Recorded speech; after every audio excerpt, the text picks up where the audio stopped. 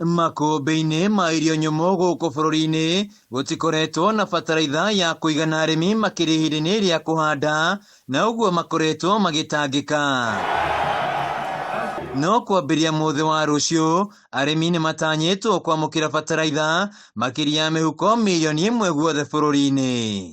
Kũringana na minista wa ũrĩmi Mũtahi Kagwe, gũkoretwo na ũnyihu wa bataraitha bũrũri-inĩ, no rĩu mwanya ũyũ nĩ ũthingĩtwo kuona kũrĩ na bataraitha ĩngĩ tani 1380 ĩtanyĩtwo gĩcukĩro-inĩ kĩa meri kĩa Mombatha.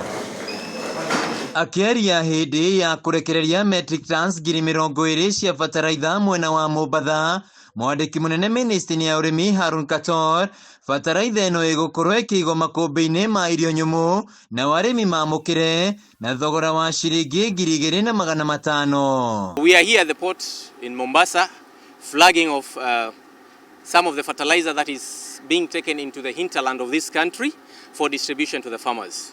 Currently, we are carrying about 20,000 metric tons, which is a process which will continue day and night. Kator ni arutĩte mũkana kũrĩ onjoria arĩa marĩ na itanya rĩa gũtharia mĩhang'o ya ũheani wa bataraitha ĩno na kũrehe bataraitha ya ngungo. I want to tell those who want to play monkey tricks on this issue of fertilizer.